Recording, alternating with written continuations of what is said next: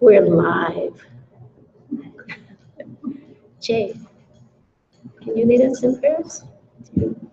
Shashi Buki Jushin Eto Chum Viram Nishin Kempadi Sange Shindu Nite Umargi Jokun Nanda Shinga Chubarshu Guru Mandala Kamnirya Tayani Chodam Soki Chokama Janchu Pardu Dagni Kyasuchi Dagi Chishin Kipe Sanaki Jola Penchir Sange Juparsho Sange Chodam Soki Chokama Janchu Pardu Dagni Kyasuchi Dagi Chanegi Pe Sanamki Jola Penchu Sange Juparshu Sange Churam Soki Choknama Janchu Pardu Dagni Kyapsuchi Dagi Chushingi Pe Sanamki Jola Penchir Sange Juparshu.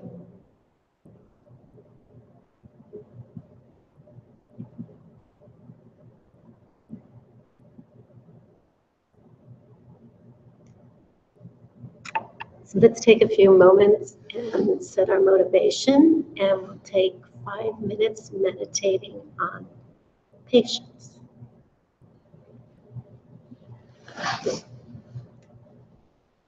Do you need some tissues?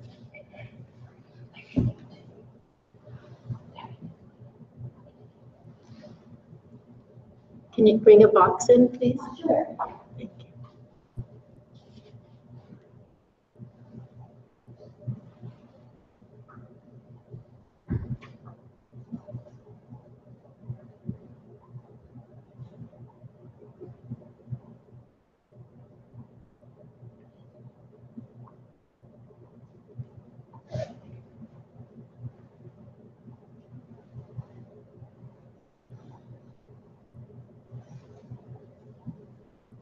So the first thing we do before we meditate is turn off our cell phones.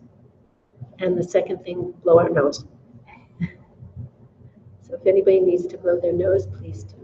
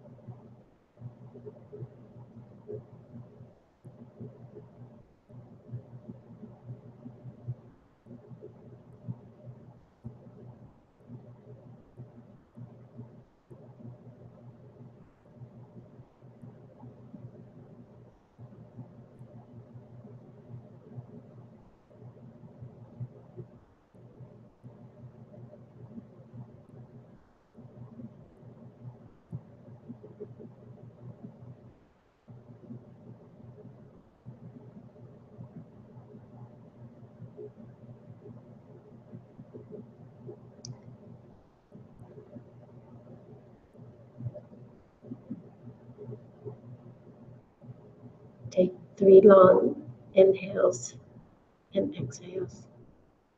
And on them, send the light out to every being that they may be free of anger,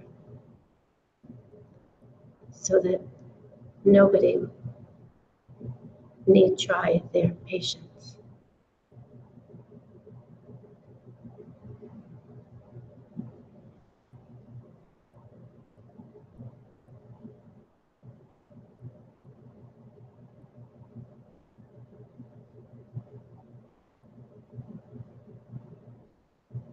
Then come back to this room.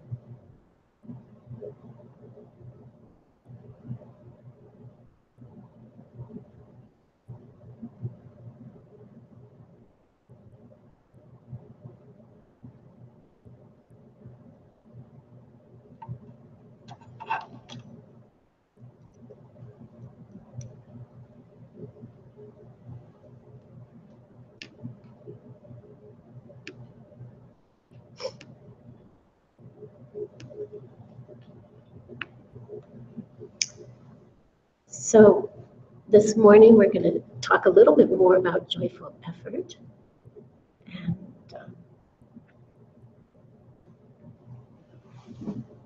so we're just going to we'll talk a little bit more about joyful effort. And can I have a tissue, please? I could use one. Thank you.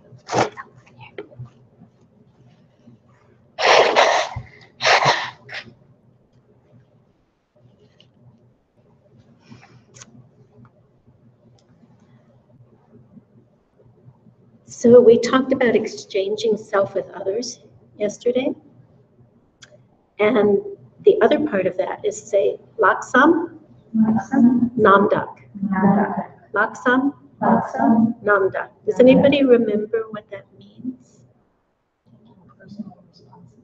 Taking personal responsibility. So this is like the ultimate expression of joyful effort, is taking on personal responsibility. It's the, once you truly have that, it's the last step before you reach bodhicitta. Personal responsibility. What does that mean? It means whatever needs to be done, I'm going to do it, even if nobody else helps me. And I'm not going to complain about it. I'm not going to begrudge that someone isn't helping me wash the dishes or clean the house or whatever it happens to be, you know, that you have done for years upon years. And it's like, I'm going to take personal responsibility for this. Those are just the simple things in life. If we could do that, then we could truly take on responsibility for getting others enlightened. So it's like, what do we say? Come hell or high water, I'm going to do it. And I'm going to do it with joy. Not because, oh God, I got to do it again, sort of attitude, right? So it becomes a virtuous activity. It's no longer just a mundane activity, but it's something that will, as you remember, why am I doing this? Am I doing it because it needs to be done? No, I'm doing it because I want to get enlightened so that I can help other people out of this suffering world. That's what your motivation needs to be. And then it is just totally filled and imbued with joy and with virtue. And it just keeps building on itself. And it grows bigger and bigger and bigger. And, you know, probably the people around you are going to think you're kind of weird, that you're not normal. Well, we know we're not normal anyway, right? So we're not like other people. We have other goals in mind. We have other things that are important to us rather than just getting a house and having money and going on vacations. There are other things that take a higher precedence in our lives. And that is serving others. That is reaching a place where we have true wisdom and that we can truly help other beings. And everything that we do can be aimed at that. And that is joyful effort. Right? It makes me happy just talking about it. Right? So, the definition of the desire realm is that you really have to be kind of crazy to be here. It's kind of a badge of honor for a normal person. We got here by our virtue of having a whole entire universe of mental afflictions. If we appear to be normal, if we're not here by choice as a bodhisattva, and we would know if we were here by choice. If we appear to be, to ourselves as a normal person, then we got here because of our mental afflictions. And it's the perfect climate, it's the perfect environment for us to work with our mental afflictions and overcome them so that we can come. In fact, we can go anywhere by choice to help any being. We could go to the hell realms. We could go to the form realm and help the beings there. We could go to some other universe, some other galaxy far away. And we could do it all at the same time. This is our dream. That's why we're here. So we're forced to born here, and it doesn't matter on a grand scale how we try to manipulate this world to try and fit our needs, right? Because it's a broken realm. Nothing works here. Yeah, a few things work here, and then something falls apart over here, and then this thing that was working then falls apart. And it's this constant changing thing. And it's very easy to just look around us and see the state of our world. So, yes, if the environment were clean, I would be happy. If everybody was thought like me, I would be happy. All of these things that we might think would bring us happiness, what happens to them? They're created, they die. Is that happiness? It's a question you have to answer for yourself. So it's a broken realm, so just forget about it. We're here basically with our crazy, specific mental afflictions to each of us, right? There are 26 main ones. We're not going to go into that today. And there are 84,000 other ones. Lots of mental afflictions. And that's how we got here. So it's natural that when we try and practice the Dharma, when we try and meditate, when we do our books, when we look at our mind and try and control our mind, we'll move a half a degree or 1 degree out of normal. And then we're the ones who look crazy. We know, in fact, that this whole place is crazy. So we're going to look weird to everybody else. Just accept it. No, so what? Because of why? You've gotten rid of 1% of your mental afflictions. That's pretty cool. Give yourself a pat on the back that you got rid of those mental afflictions. It's an extremely rare thing to do. Sorry to interrupt, there's a dragon spider, and just in case it's a wolf spider or something, he was very big.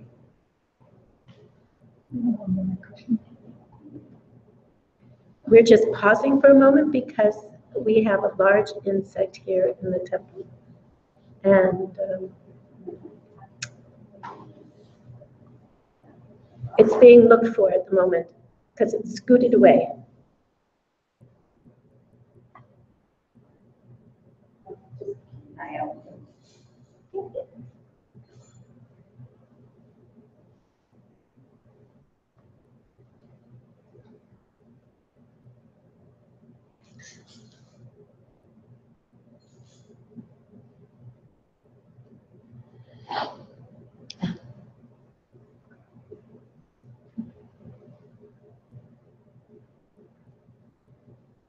So that shifting of 1% is going to make you look kind of strange to everyone else around you. Right? In general, we try and stay and look the same on the outside, but it's the inside that changes. And lots of times people may not even know, that you have made those changes, except that you will appear happier. But sometimes our actions will look strange, like we'll choose, instead of going out to party with somebody and drink, and we'll choose to stay home and meditate. And people will think, well, that's kind of weird, because it's not part of our culture that we do that. And we can feel that pull and that tug inside of us, because we used to be part of that world. And it's like, you have to stand up and say, what is the thing that's going to help me get enlightened so I can help others? It might be going out with it, but it might be staying home and going to a class, a Dharma class, or studying. And you are then willing to do your virtues on your own, no matter if anybody else supports you in them, thinks that what you're doing is great, or helps you. Because you know in your heart, through logic, through your decision, that you want to reach this goal and not this goal. And you do it joyfully. Yeah, this is going to be my Dharma party tonight. I'm going to sit down and meditate for an hour. So I think in some ways here in the West, because everybody is so, especially at this time in our lives, everybody's so kind of me-oriented, that it's kind of easier to get away with it, to be able to, not get away with it, but to be able to do it, than it is in a closer-knit sort of society, where there are huge expectations of how you will live your life, and who you will relate to, and how you will relate to them. We in the West don't have those boundaries. We have so much more freedom to choose the way we want to live our lives. And this is really something that we can have great gratitude for and rejoice in. And use it well. So, but even so, to hold the worldview that we have in the US is difficult, because it's such a materialistic society. And so it's a balancing act. It's a balancing act. And your willingness to stick to getting out of suffering is lots of namtak. I take personal responsibility for whatever it is. Someone give me something. For practicing patience, even if no one helps me do it. I'll tell you, if you're trying to practice patience, I think you'll find there's lots of people helping you to do it. While I was meditating this morning, the word trying my patience, which we use that phrase in English to mean that somebody is irritating you. But to break it down and think about what those words really mean, they are trying to see how much patience I have. What a gift. What a gift. Right? It's funny when we use phrases that we don't even think about, and then you stop for a moment and go, trying my patience. Yeah, they're trying my patience. Who are they then? If they're trying my patience, right? They are bodhisattva, exactly. So Master Shantideva says, don't be upset if others don't help you. They don't even know how to help themselves. So why should they be helping you? They don't know how to have patience. They don't know about joyful effort. They are stuck in their mental afflictions, just like we are. We have found a path that helps us deal with our mental afflictions. They may or may not have it. And so they are at the mercy of them. So how can they possibly help us? 99% of the people here on this planet are striving to get things to make them happy. And it's like, Master Shanti David says, it's like honey on a razor blade. Think about a razor blade, you know, and it has a bit of honey on it. If you go to lick it, what's going to happen? You're going to cut your tongue. There's a sweetness in there, but you cut yourself, you hurt yourself while you're trying to get to the sweetness. You're hurting yourself by all of the negative things you do to get the happiness that you think, get the thing that you think will give you happiness. Right?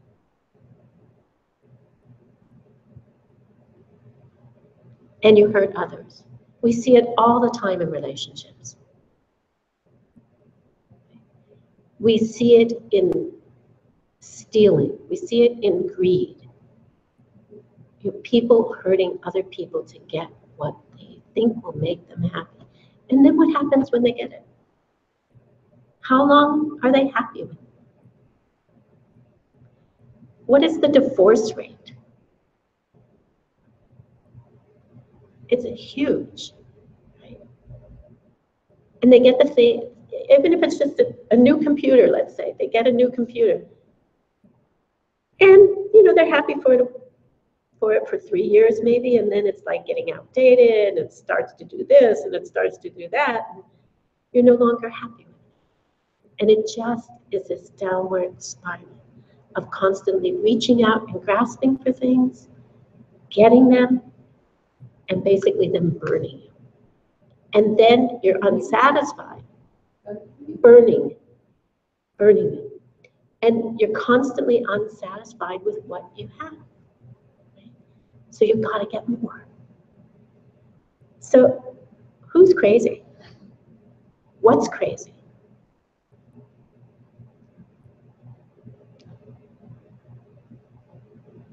So the majority of people in our communities are living this kind of life. So they aren't going to be willing to help you. Their priorities are somewhere else. So just give them some slack. Just chill out. Go, okay, that's where they're at. Has nothing to do with me. Don't get upset about it. Can I do anything about it? Master Shanti David says. If you can, do something. If you can't, why get upset? So he says that's just the way it is here in the desire realm. This is where we are. We have to accept it. And how did we get here? The same way everybody else got here, because of our mental afflictions. How can they help you do something virtuous if they're caught up in their mental afflictions? So don't get all upset about it.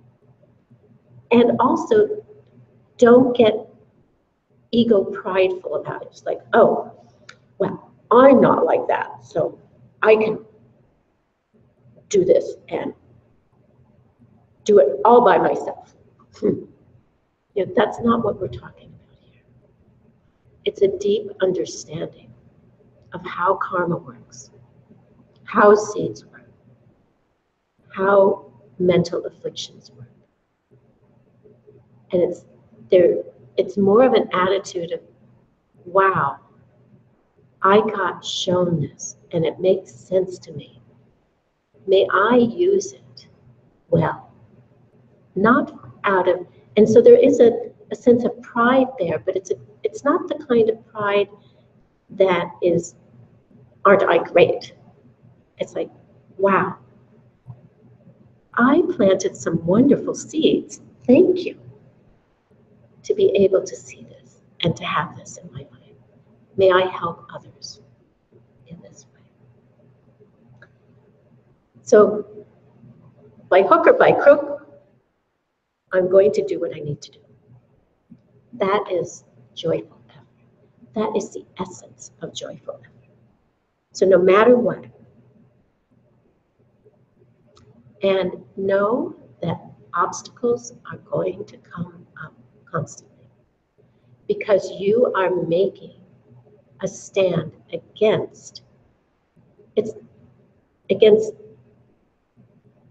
your culture, against your mental afflictions, and against ignorance. So it's like that running up the down escalator or trying to go up a river upstream when it's flowing with full force downstream. I just had this image of Nicole and I went with some other people. We went out to the Gila River and to play in the water there a couple of years ago. And, the stream just took you down. And you had to, it wasn't that deep, but you had a little bit of effort to try and get back upstream, in fact, so you could flow downstream. We don't want to flow downstream in this aspect. We want to fight to go upstream, just like the salmon do. They go into the rivers to go upstream to spawn, to lay their eggs. And they fight those currents that come out of the ocean. And they fight those currents to go upstream to lay their eggs. And that's what we want to do. We want to fight our way upstream to lay those seeds, to plant those seeds, so that we can become a being who can help all beings. So you don't need to say anything to anybody. You don't need to be bitter about it. Joyfully give your life and understand that you are doing the right thing. And don't expect too much from others. I think that's one of my downfalls, is that I expect a lot of myself, so I expect a lot of others. There's a balance there somewhere. It's like having, with a child, you have certain expectations, which helps to pull them further. But if your expectations are too big, it pushes them away. So we need to become very skillful with ourselves and with others. So these skillful means, what do we do? How do we do it? Each of us does it in our own way. I mean, Geshe Michael and some of my other teachers, they're very skillful at getting us just to meditate for 15 minutes a day, or do our yoga. It's like, or do our coffee meditation and rejoice. And skillful ways of going about it, constantly thinking of new ways. And this is how we need to be. This is what we can aspire to. I'm not going to say should, but we have this opportunity to aspire to try and hook people in any way that we can to help them become happier beings in this world.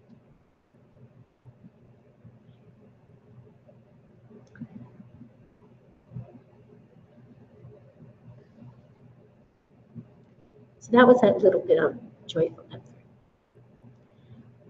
So then Master Shantideva, we said we were doing the perfection of patience, perfection of joyful effort, and the perfection of meditation in these two classes.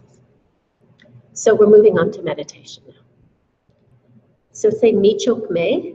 Michok Me. Michok Me. Michok Me. So chok is an ancient word meaning having time to do something.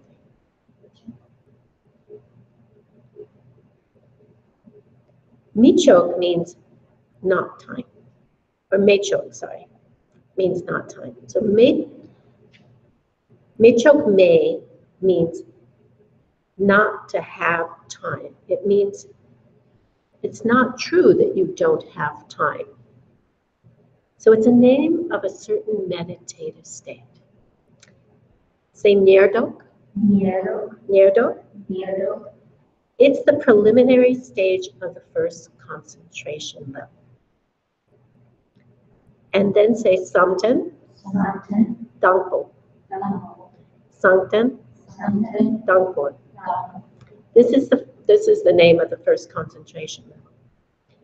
And it is a kind of meditation. It's the first level of meditation of the form realm, which Geshe-la has, when he was in Chapala in July, he shared a new meditation called the Lion's Dance, or the Dance of the Lion. And he takes people through the form realm meditations and the formless realm meditations, and then on to the real meditation, because all of that was preparation. So if you've been doing that meditation, or if you find it and do it, you will go through each of those, so you will know what we're talking about here. The level, the form realm levels, the 4 form realm levels, and the 4 formless realm levels. Can you spell out that statement Nyerdok? And is it Nyerdok something Dangpo is all one? Nyerdok, No. Nyerdok, Samten, Samten,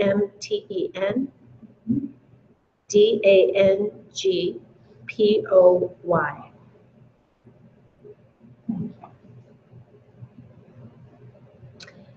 So it's the first level meditation of the form realm. It is not nirvana or a Buddha paradise.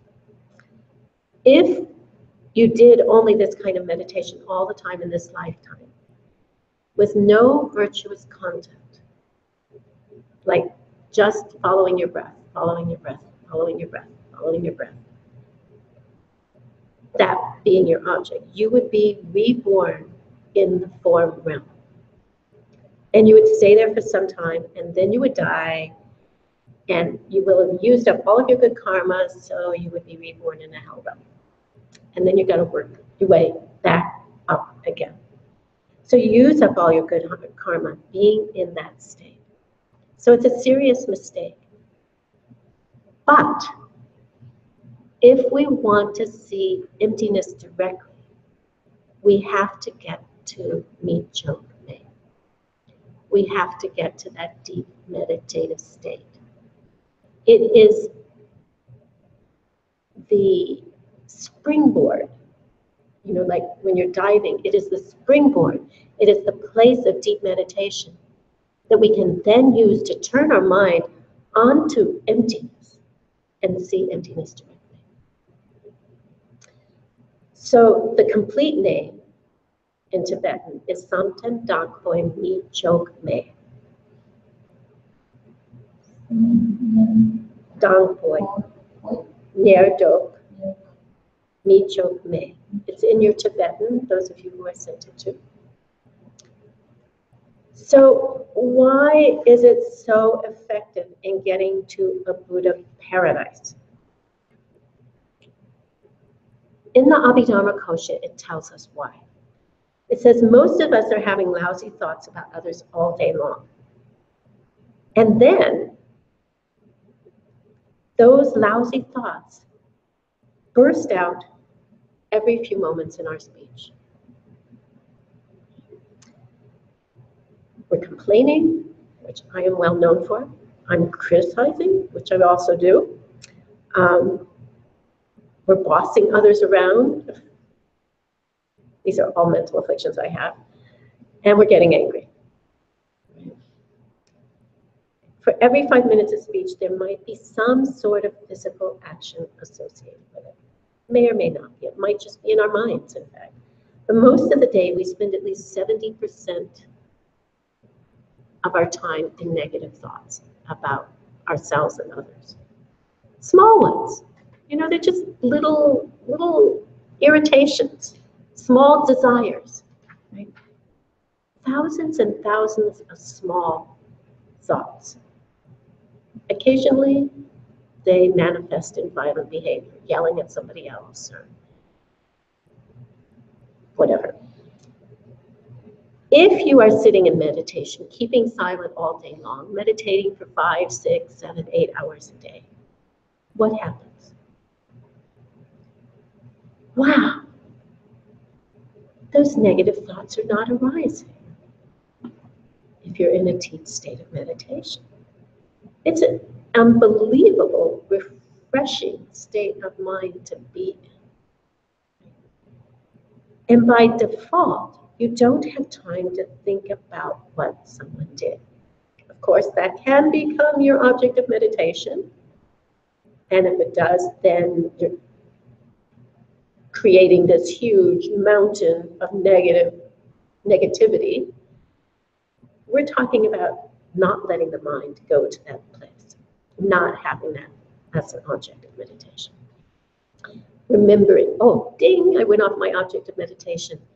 Bringing your mind back to the object that you're on, which we're positing here should be a virtuous thing, not just your breath. But even if you're just focusing on your breath and pulling your mind back when you start to think about lunch or what she said or what he did, if you bring your mind back, then you're not letting your mind go to those places. So if you stay in this meditation, at least you won't have for 5 or 6 hours bad thoughts, the bad thoughts that you usually have. And by doing that, you could be born in form. Just by default of not having done those bad deeds during the day, constantly. So if you did breathing meditation for 5 or 6 hours a day, you would reach the first form realm level when you die. And then after that realm, when you've used up all your good karma for hanging out in the form realm, a beautiful, gorgeous place. Everything is of the highest physical form. It is the most beautiful form, everything there. You use up all that karma, and then you got to start over again. So you have to be able to get to this first level of the form. And it's only from here that you can then have that direct perception of emptiness. You have to be in such a deep level of meditation. You have to shut down all of your senses. So if somebody came in here with a cup of coffee or pizza, you wouldn't smell it. If somebody came in here and started talking to you, you wouldn't hear it. You would be so withdrawn that you're physically in a different realm and mentally in a different realm. So it is only from that level that you can see emptiness directly. It is something we want to work towards for that purpose. So we have to be careful, right? Not to get caught there and to use it to see emptiness directly, to use it to understand seeds and how they work, to be able to have our mind so focused that we can place it on any virtuous object we want. And of course, the most important to us is this direct perception of emptiness, because it is the thing, it is the experience that will break our downward cycle that we're in now. It's not just a logical experience or a logical way of thinking about it, but we have a visceral experience and we know then how things work. And we have certain things that will stop.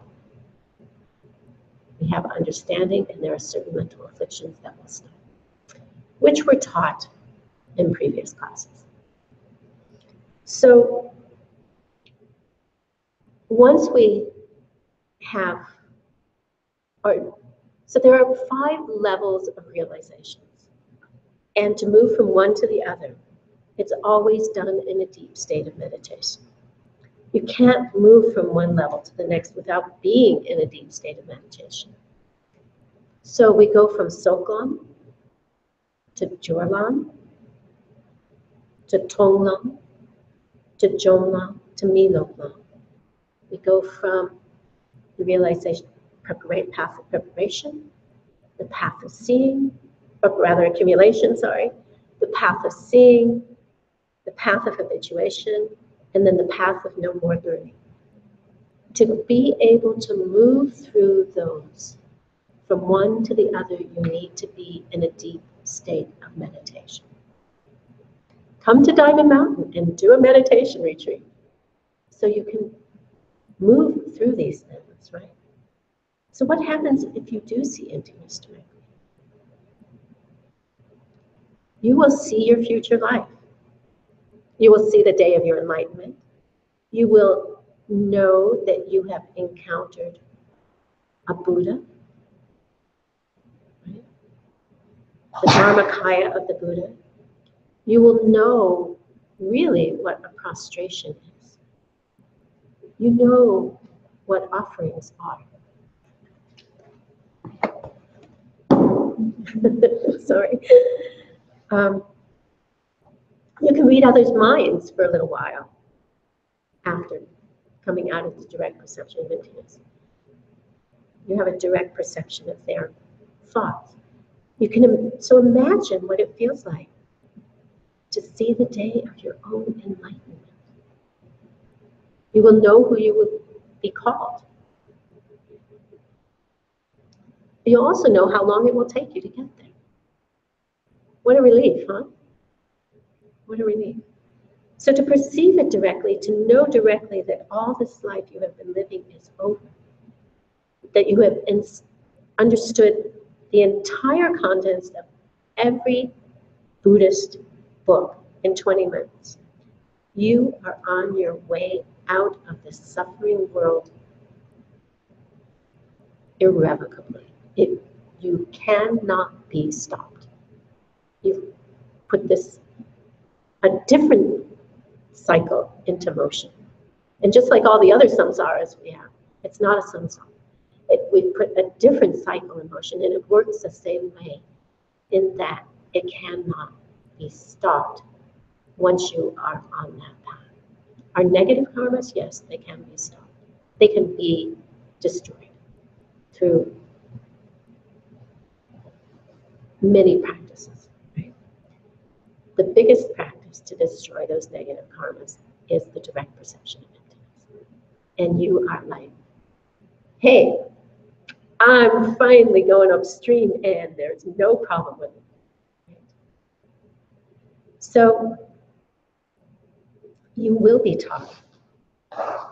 You will be Manjushri within a number of years. Would you trade this experience for anything else?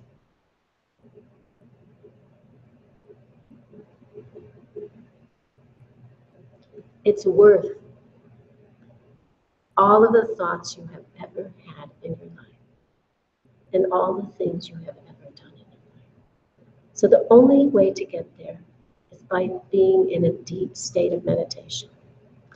And to do that, you need to learn to be able to meditate in a deep state of meditation for 1 to 2 hours a day.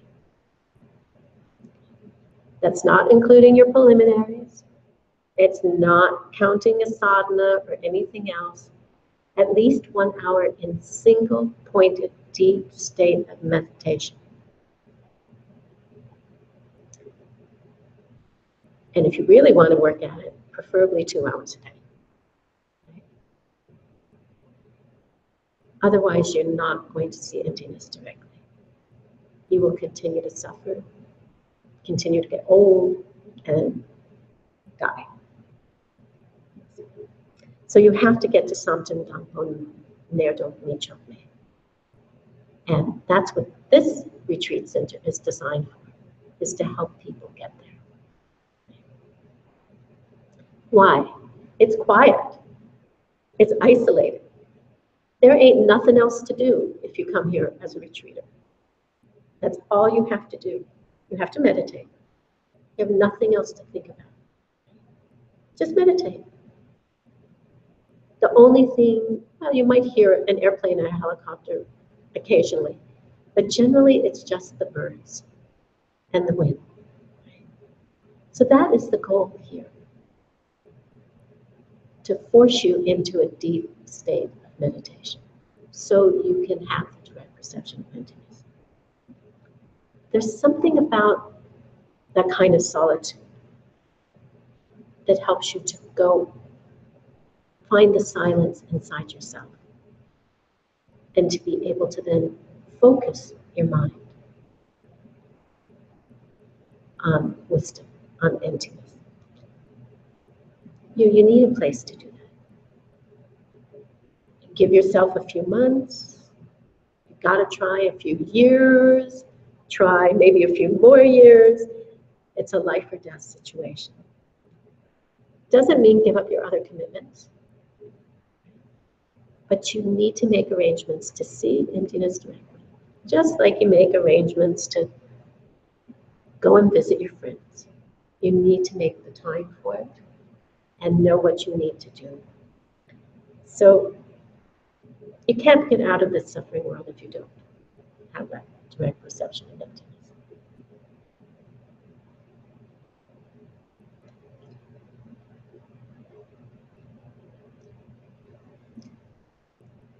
To be able to get to that quiet place in yourself, not just in your environment.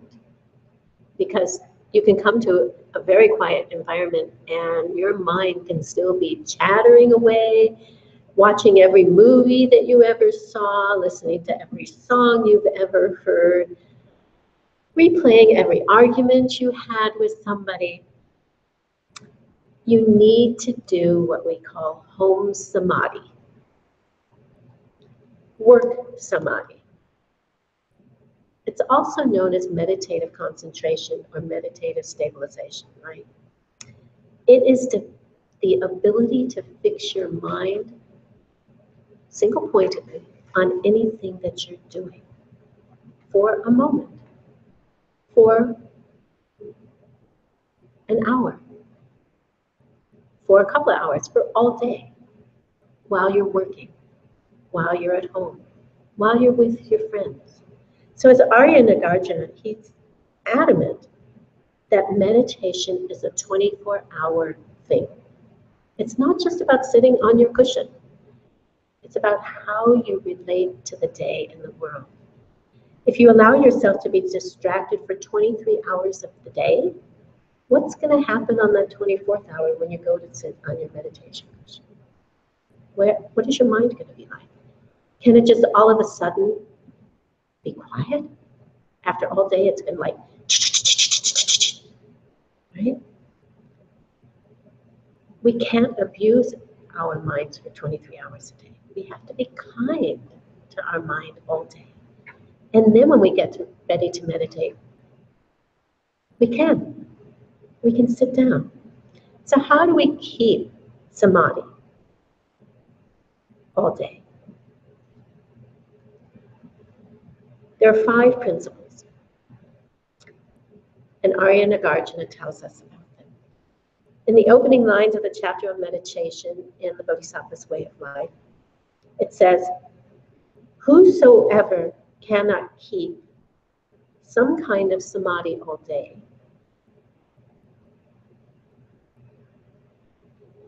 has their head in the mouth of a monster with fangs.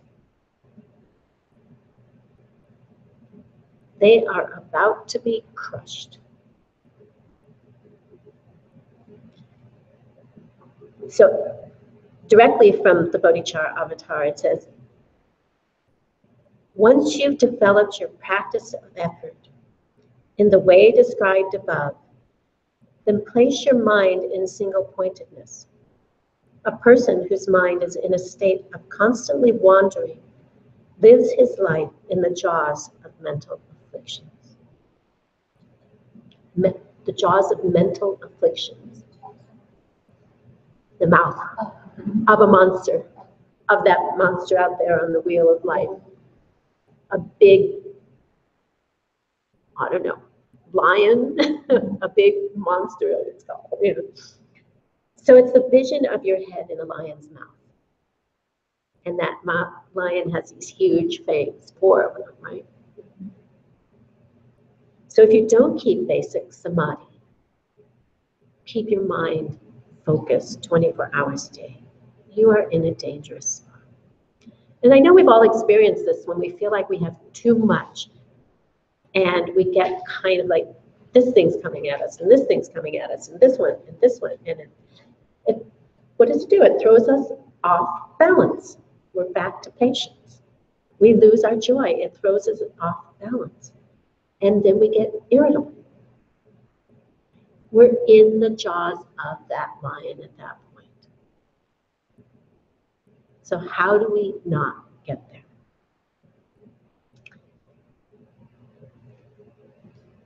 The fangs are the mental afflictions, right?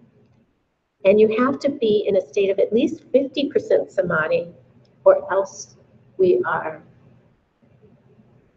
open and vulnerable to our mental afflictions, to our kleshas, mental affliction attacks. Right? So we want to keep a mellow state all day long. We lose it, as I said, when too many things are coming at us, when we're being asked to do more than we feel that we can. Again, that's a mental state. It's just like anger. It's just like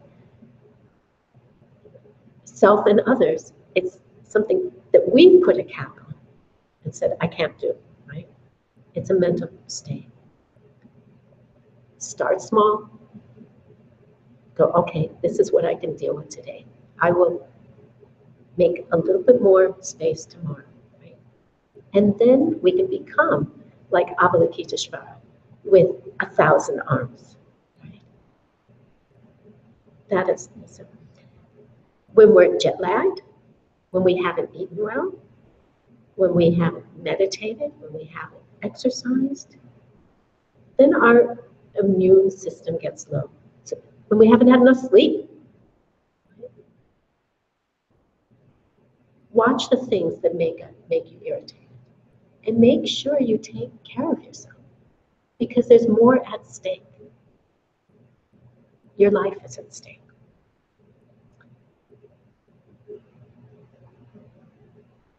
Because what happens when you're tired, when you're hungry, when you're not well meditated or yoga or whatever it happens to be, is you can't put up the fight against those mental afflictions so easily. Right? So don't just think of meditation as a deep state that you try to see emptiness. It has to be an all-day thing. So what are these 5 tricks that Arya Nagarjuna tells us about? He tells us about them in his letter to a friend, Sorleka. And the first one is Gugyu. Say Gugyu. Gugyu. He lumps these 2 together. Gu can be defined as restless desire. In meditation, it's thinking about what you're going to do later today. You go into retreat and you come out with all these wonderful ideas and projects. That's like mental desire. That is gupa, focusing on the desire object. So when we read desire object in scriptures, we usually think of something like Playboy magazine or something like that, right? Sexual desire. But really, that could be part of it. But ultimately, it's like, what do I have to do? Who do I have to call? What didn't I do? When you sit down to meditate. When I used to, many years ago, I ran a lot of the events connected with Diamond Mountain. And I would sit down to meditate when those events were starting to happen. And it was like, oh God, I forgot to do that. Oh, I need to do that. I need to remember this. And of course, I hadn't remembered them before, so how was I going to remember them? So I would just keep a little piece of paper beside me while I was meditating so I could write it down, and then I could just leave it and try and get back to my meditation. Of course, then I was quiet enough so another bubble would come up, and I'd write that down. That was my meditation. It was a way of at least not going, oh, I have to hold on to that to remember when I get out of meditation. Because then that was totally irritating my meditation. You know, I couldn't, so I would just write it down so I knew it was there and I could let go of it. So that's restless desire.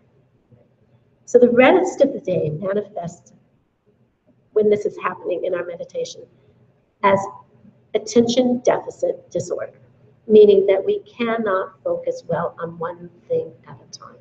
We flit like a fly from one thing to another and back again. And we can't really focus on what we're doing. We can only stay on an object for 7 minutes, 10 minutes, and then it's like, oh, no, then I put my attention here. Then I put my attention here. So it's like surfing the web. It's like Facebook. Our attention is going from one thing to the next, to the next, to the next, to the next. If you're on Facebook too long and you stop, what happens? You're both exhausted and your mind is not at peace, right? You've got to chill out because you've had all of this stimulus. You haven't been focused on one thing at a time. Why can I talk about this? Because I've done it and I know it, right? So Gupa is a constant flitting from one attractive thing to another. It's a restless mind. It's the inability to keep the mind on one thing at a time. And that will destroy your meditation. And you sit down to meditate and you don't know why. The second half of it is Yupa. And this normally means regret of having done something wrong. But here it is referring to thinking about, you remember when we went to the Gila River? It's thinking about them good old days when life was better than it is now. You know? Or it's thinking about what's going to happen next week. You know? There are time and place for those, especially in your work and your life. You do have to do some planning. You do have to think about next week and next month, but not excessively and not in your meditation. Be here now on your meditation cushion, keeping your mind focused on the object that you have chosen before you sat or when you sat down. And keep bringing your mind to that object.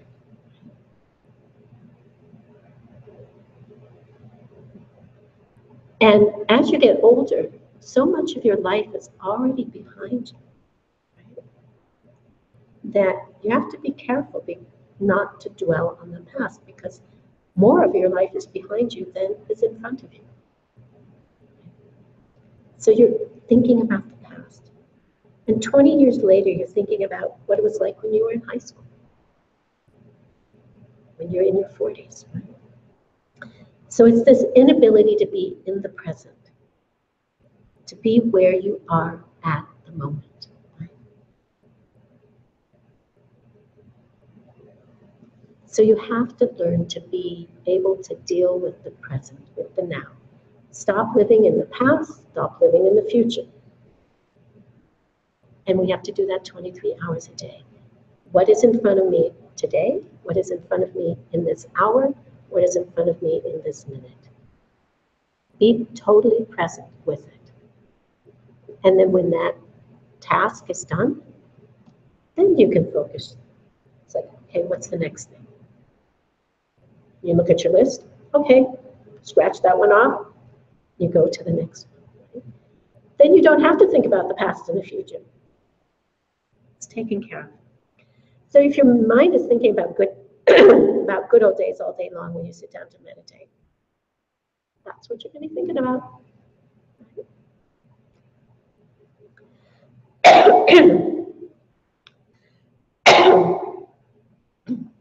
Say nusem. Nusem. Nusem. This is number 2 of Arya Nagarjuna's ways of keeping our minds in samadhi all day long, right? Nu means to harm, and sem means thought. So this is to think about someone you dislike or that you're having difficulty with. Malice or anger. Malice means like dislike towards somebody, and you are wishing them ill, right? Wishing them bad things. So this is kind of like the other side of Gopa. The other pole. Gopa is the other, right? 95 or 90% of your day is spent in Gopa, actively pursuing things. And the other 10% is in being irritated with someone. So in the desire realm, we have 95% of the same mental afflictions. You have 90, you know, my mental afflictions and your mental afflictions are pretty much the same. Unless you're bodhisattvas and deities, then it's all mine, right? It's all mine. So Nussim, if you're in a state of meditation and you think of one person you dislike, you've destroyed your meditation. Right? Done.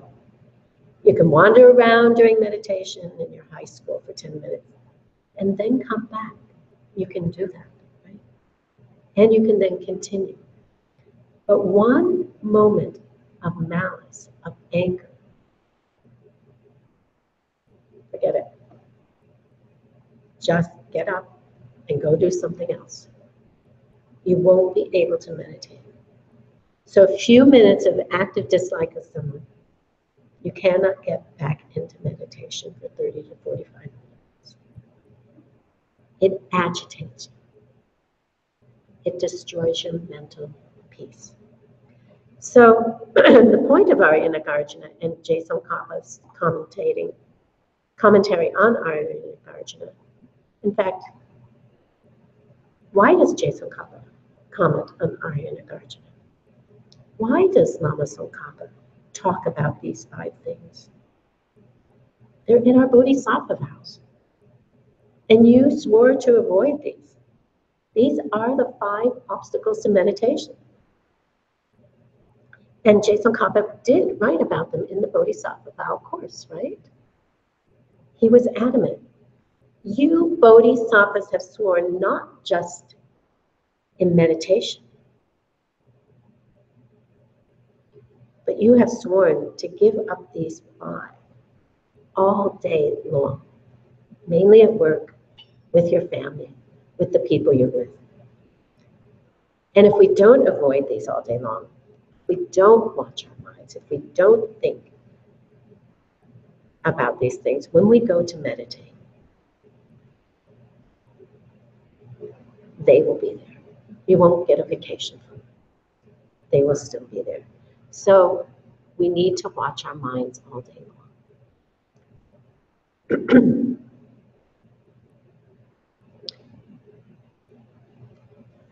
If you can keep your mind in partial samadhi all day long, then tantric practice is a piece of cake. It's fun. It's sexy. It's blissful, right? And amazing things will happen to you all day long. You can't do tantra if you're not maintaining this level of samadhi all day. So you want to get prepared for tantra? Just do your bodhisattva vows. That's why it's a bodhisattva vow. And in fact, in the lower schools of tantra, your tantric vows are your bodhisattva vows. So number 3, say mukpa dangmi. Mukpa dangmi. Mukpa means cloudy. Cloudy. Dullness. Like after you've eaten too much and your mind is in your stomach. Right? So it's best to meditate when your stomach has been empty for 12 hours, best in the morning. At night, we're usually kind of tired and sleepy. Find the best time, in fact, for you. Maybe you do need a little cup of tea and a little something so your stomach is not growling, but not like a big meal before it. Try it and see what happens. You know, eat a big meal and then go try and meditate.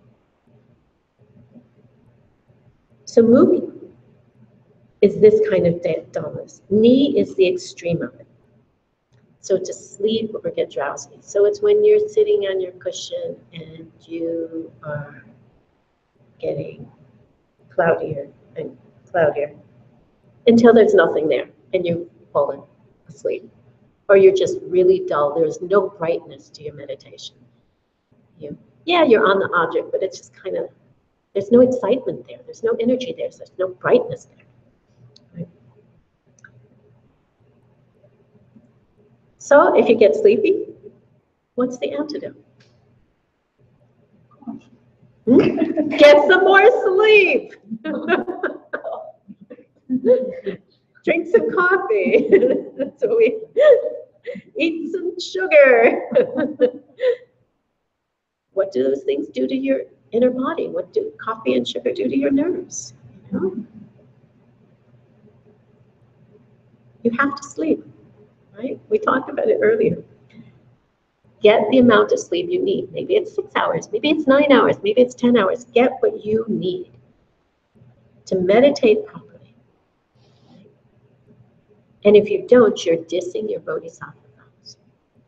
You're dissing the Buddha because you can't do what you have said you would do. Eat properly. Regulate what goes in and how much.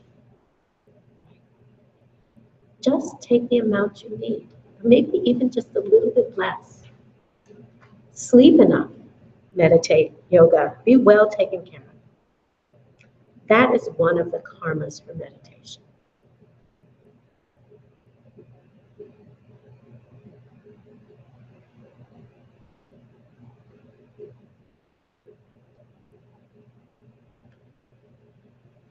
And taking care of our body, our bodies can be a real drag. They don't always function very well, and then in the end we will lose them.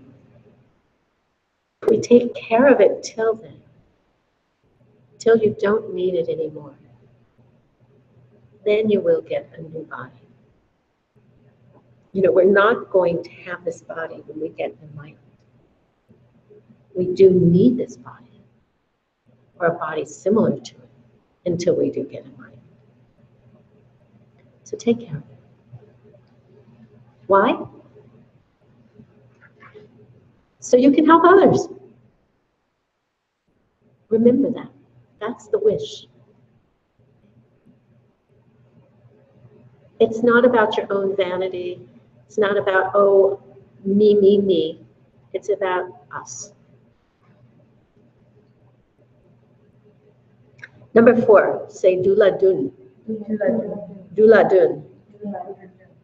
Dula Dun normally means desire. And in this case, it means objects of the sense. Of the senses. Of the 5 senses, right? It means not to let your mind get overloaded during the day. When you're walking around, don't look around too much. Traditionally,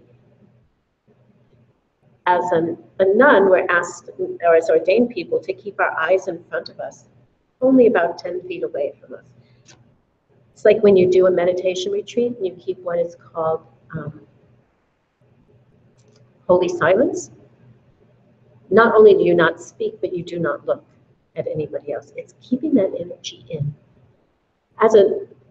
For me, being on 3-year retreat and then coming out, my world was pretty small. And then all of a sudden there was all this stimulus. There were people talking and moving and this and that. And it was overwhelming. No longer did I have the filters to deal with it. And I couldn't sleep and, got headaches. And you realize how much stimulus we take in during the day, and our whole bodies and minds have to cope with that and deal with it. And we build up filters so that we can.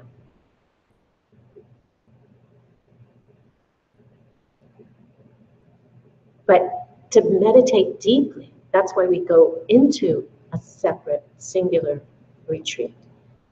To meditate deeply, we need to begin to close off that stimulus that we're getting all the time, so that it will stop the chatter in our minds and we can go in deeper. We don't need 90% of what we see and hear during the day.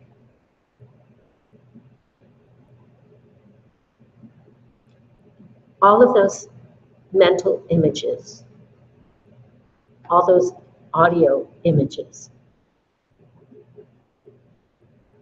are then, they're seeds planted inside of you, and they will just come up. They have to at some point. So the more stuff we put in, the more stuff has to come up, which then means that the calm pond of your mind is going to be agitated. It's like going to be having these bubbles coming up all the time. So every one of those makes an impression on your mind, and you won't be able to concentrate.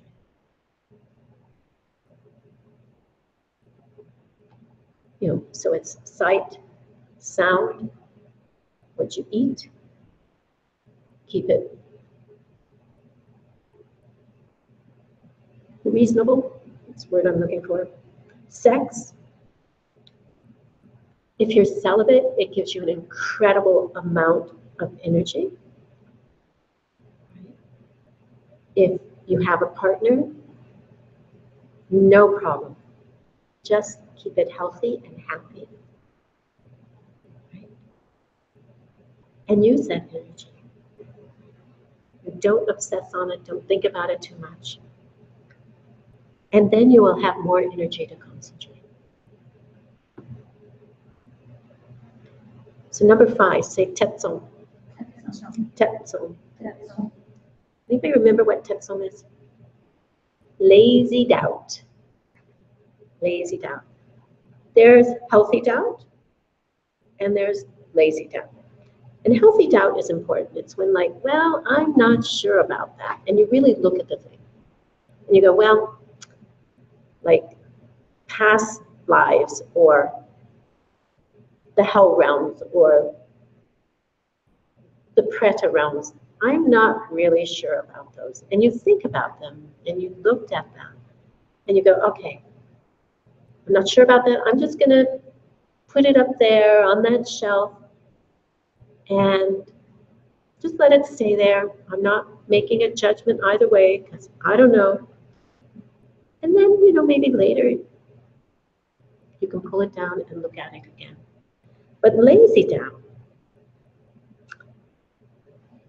is you're just too lazy to sit down and think about it. And you just discard it or accept it.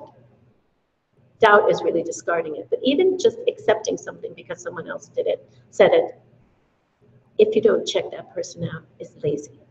And it will cause problems later. Right?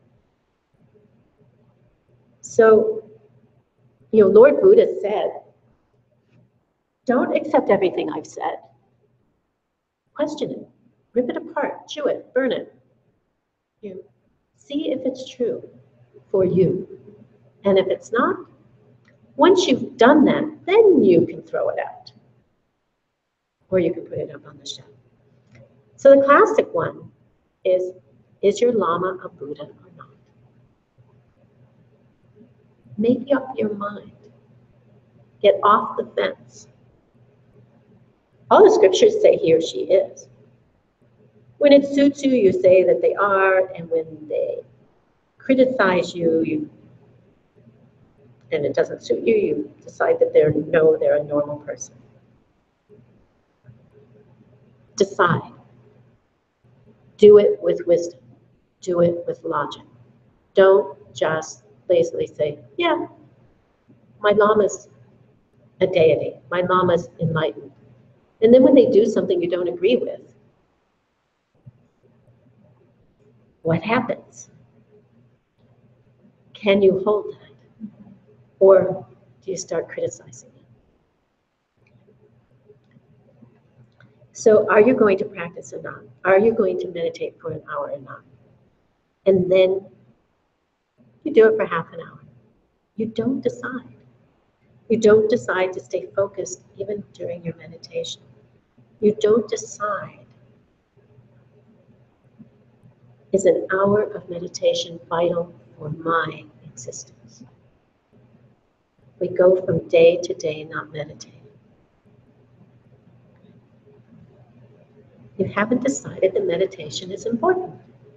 You've decided that something else is more important. Like for me this morning, it was more important to sleep, because I was really tired, than to do my hour meditation. I made that decision consciously. And I will meditate later today. So Tetsum is to allow continued doubts in your mind that you should have figured out years ago.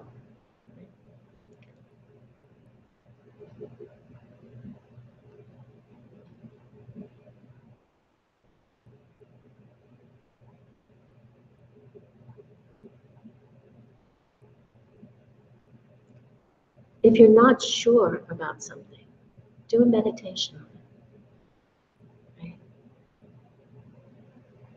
Is this the right thing to do or not? Do a Chego, do an analytical meditation. If so, make up your mind and do it. Don't stand on the top of the fence. The fence.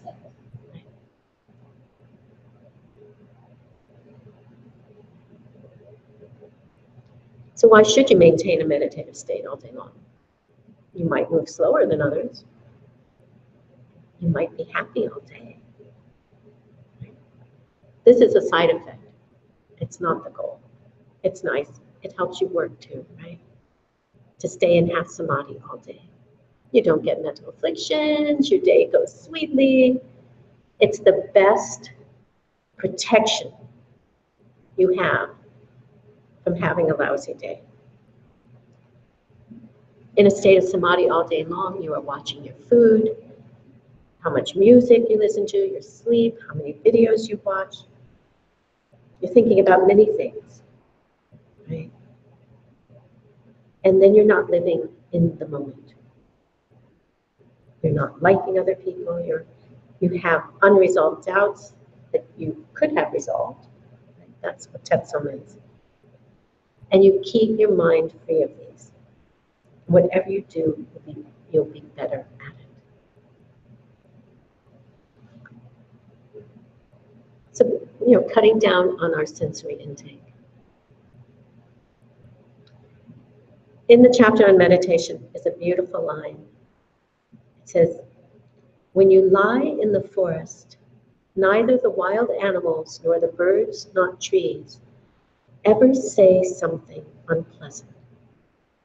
May there come a day when I may stay living together with these new friends, so very easy to live with.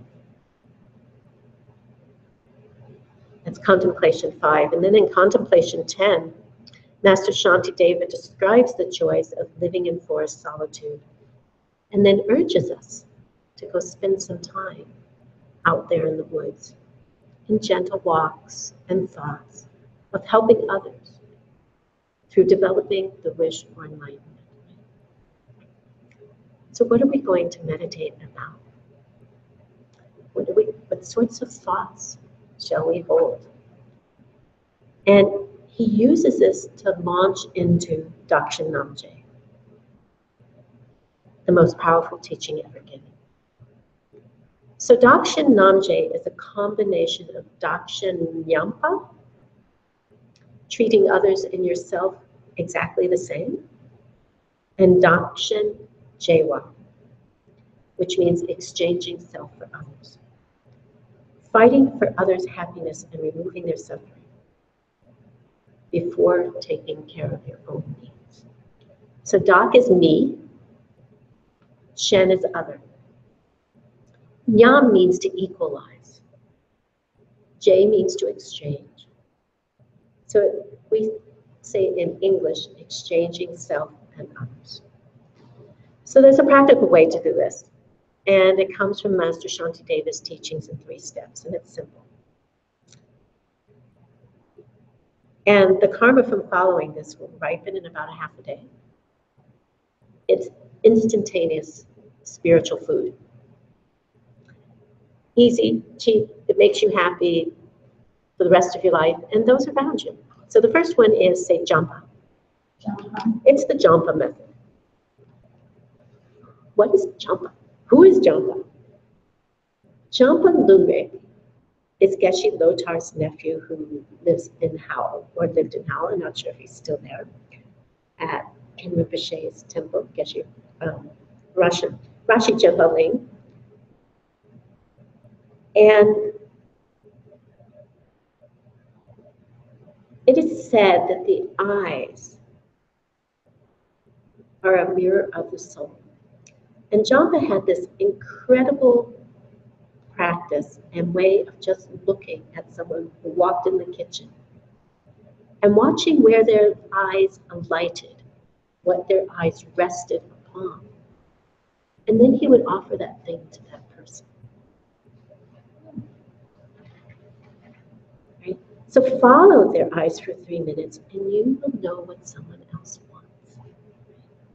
Observation of others' likes and dislikes without them even knowing you're doing it. It's a really cool practice. So that's the first step, silently doing this, right? What does he look like? What kind of food do they like? What kind of clothes? What would they like to hear just now? Is there still a distinction between you and them? Yeah, I'm watching them. So your next thing is to put your mind in their body and watch you. I put my mind into his body. So it is putting the mind in the other person's body. And then you look at you, who is Tahia, because you're in Tahia, right? You ask, okay, what does Tahia want? It's a really good practice to do all day long. Put them in your meditation in the morning. And the distinction between me and you will get fuzzier. And then there's the rope thing, which we talked about last night. You wrap a rope around you and somebody else. Start with one person. Think about a family, a mother, single person before she's a mother. Then she has a child. Now she's 2 people. And she's got a husband. Now she's 3 people. And she has another child. Now she's 4 people. Now she becomes a teacher. She's 21 people. Right? We have the capacity to do it. We don't think about it. We don't choose to do it. We have the capacity. There is no me and there is no you. Now it's just me. It's just that I'm twice as big. Or I'm 4 times as big. Right? We're just one body. And it breaks down the distinction between me and you 100%. But then somebody says to Master Shantideva, but wait a minute, I'll run out of money if I do that. Our minds are pretty, unbelievable, right? We can do anything. The projection of me is just an artificial thing. It's just as artificial as everything else. It is not self-existent. It's just a decision.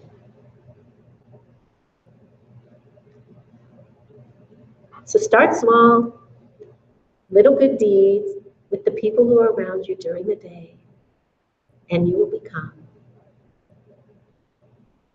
a craft person, creating happiness in others' hearts, becoming a machine that is producing joy and protection all around you all the time. You will become a bodhisattva machine.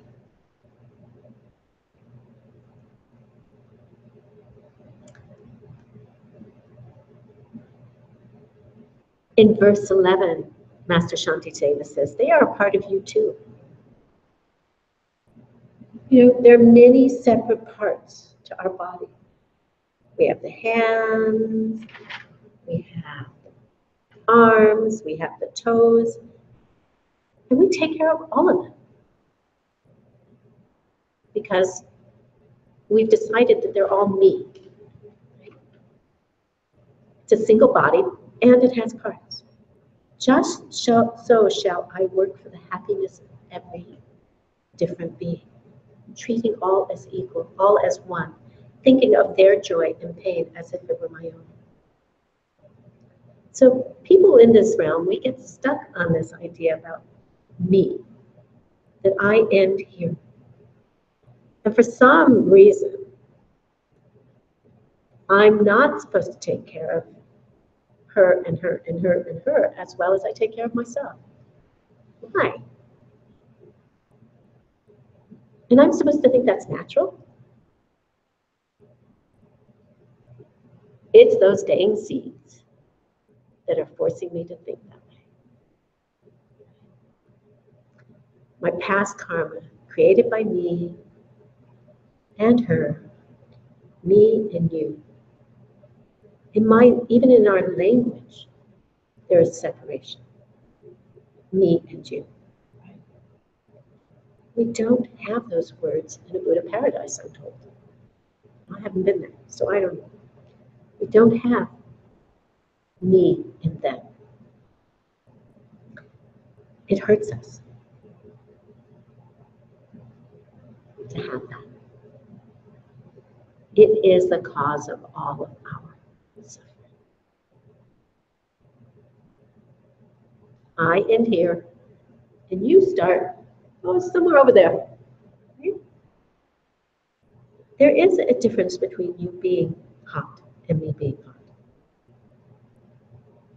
It's being hot.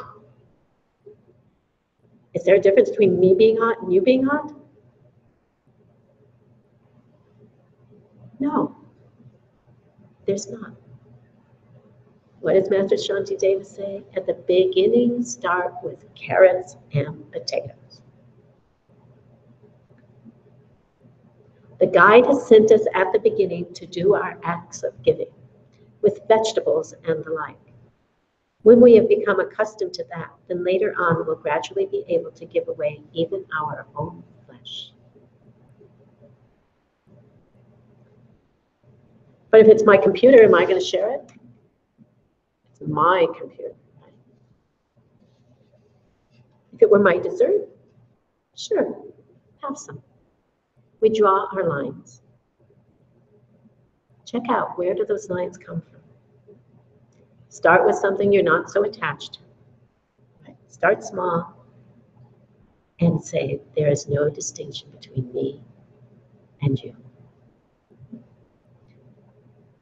If I'm eating lunch, I'm making you lunch too. Right?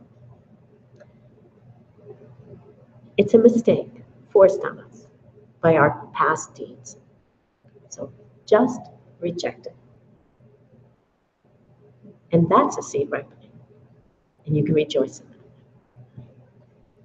that you can reject it. And the karma of continually doing this produces something as big as a Buddha paradise.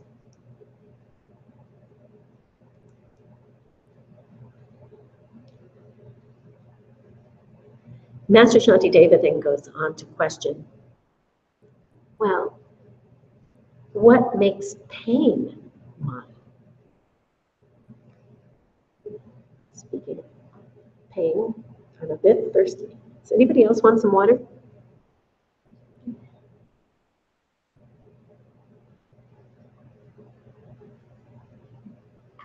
I seem to have plenty here. Suppose you object, excuse me. Suppose you object and say that your pain never hurts the body of another. Even so, your pain is something you can't bear for just one reason. You're grasping to yourself. Just so, even though it's true that suffering others feel never come and strike you, still it is your suffering, since you'll find them hard to bear once you grasp to yourself. That's what Master Shantideva says. So your dislike of one particular pain as being unbearable comes from the karmic seeds you were born with. You actually cannot see another's actual pain, another's physical pain. You can see an expression of it, but you can't. And your willingness to tolerate others' suffering is very fluid attitude. Just like everything else we've been talking about. You can decide to learn to care for others when they experience misfortune. You can act on their behalf because you see them as being an extension of you. You have wrapped the rope around them. So Master Shantideva then goes on to show how wrong it is to work only for our own happiness. How wrong it is to work only for our own happiness. We're all the same in wanting happiness, right? Nobody wants any suffering. So if we are the same, then why should we only work for our own happiness and avoid only our own personal suffering? So contemplation 14 is called the democracy of love. And Master Shantideva gives 2 reasons why it is wrong to work only for our own happiness and remove only our pain. Say Daktang Shenika Dewa Dudu Sumpadang Dunya Mindupar Sumpa. I and others are exactly the same in that we both want happiness and don't want pain. Eventually, we will not even think of working for others as as something exceptional. It will just come. We don't even think of it as taking care of someone else. We're just taking care of it. That's all. And it's not like one big deal. Why? Because you've gotten used to it. You're able to think, it's mine of this body. And this body actually has no self. There is no self-existent me. So why do you say then that you could never learn to think of others as me? You can get used to it.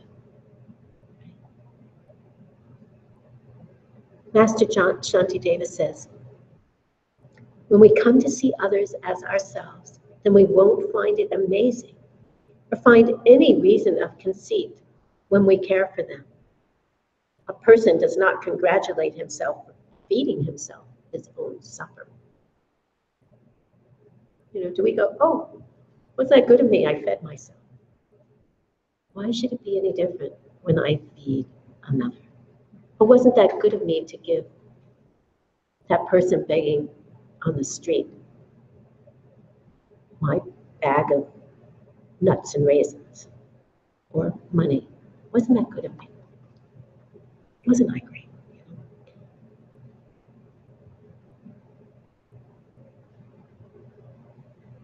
If we can do it without conceit, if we can see that being as an extension of me, right?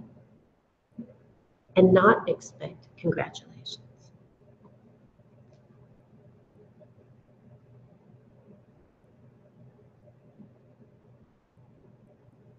Wouldn't that be a wonderful thing?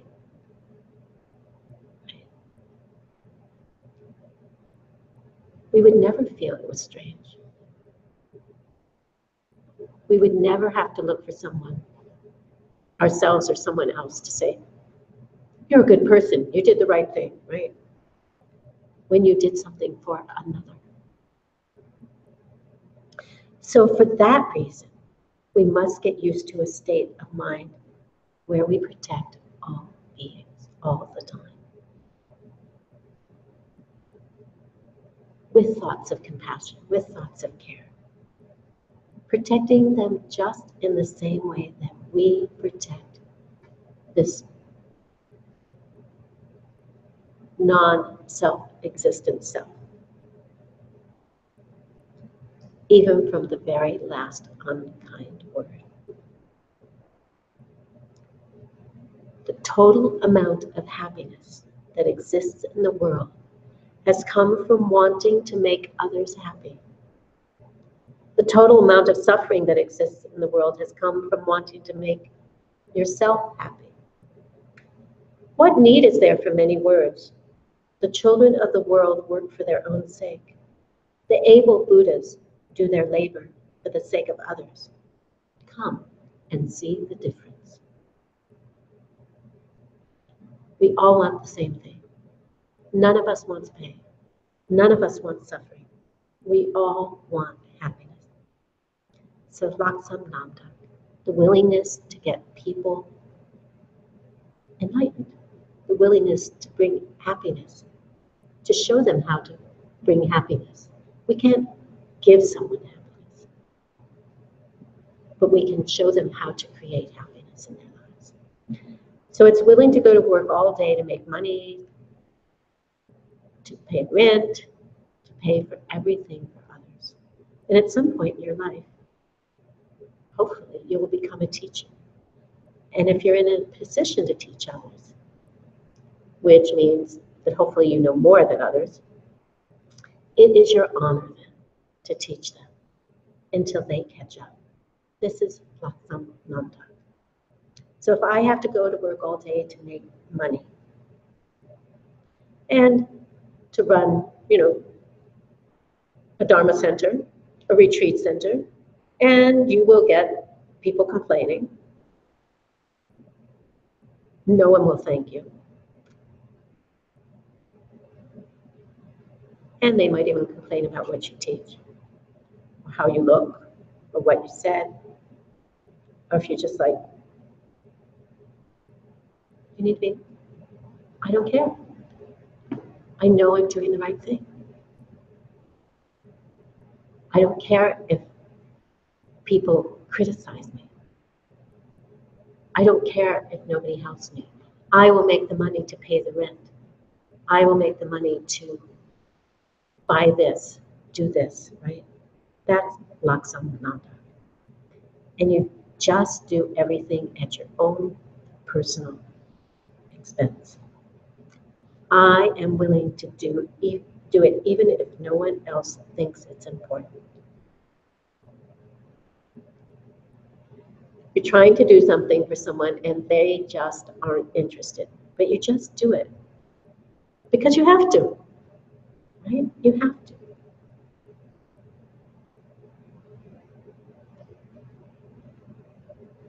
You have to work or go beg money from rich people or whatever it happens to be. You just go and do it. You decide in your mind to do it. And it might mean,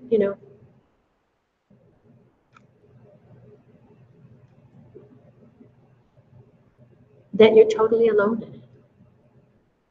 And it might mean that you have to support something like ACIP or Diamond Mountain or the Refugee Center or anything like that. Right? At some point, it has to come into your mind that these teachings are precious.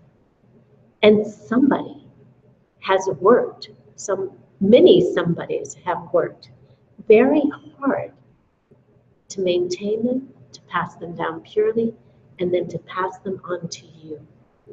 And then you have to work hard to give them to others.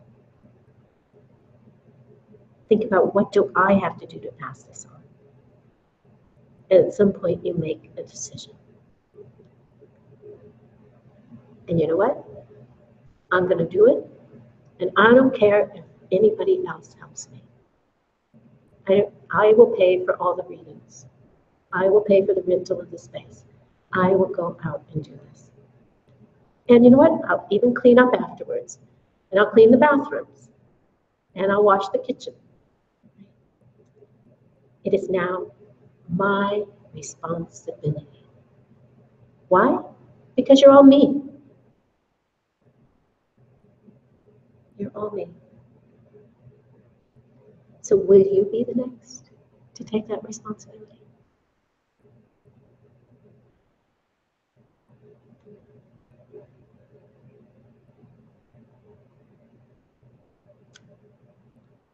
And that's the end of this class. So the meditation is, and we'll do it like we did this morning, we'll do it at the beginning of the next class as well. Watching your own meditation and determining whether or not you are attacked by the 5 obstacles. So of course you have to review those 5 obstacles. Arya Nagarjuna's 5 obstacles. And see if any of them come when you're meditating.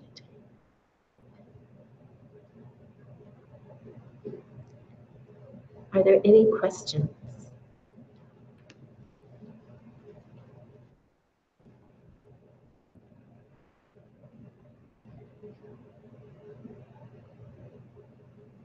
So let us dedicate this to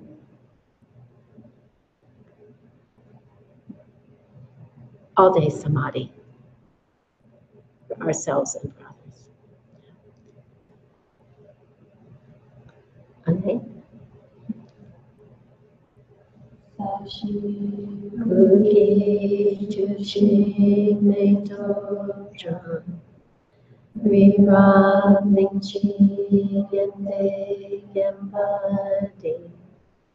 Sangye Shindu Nikte Wargi Jokunanda Shingla Chaparshu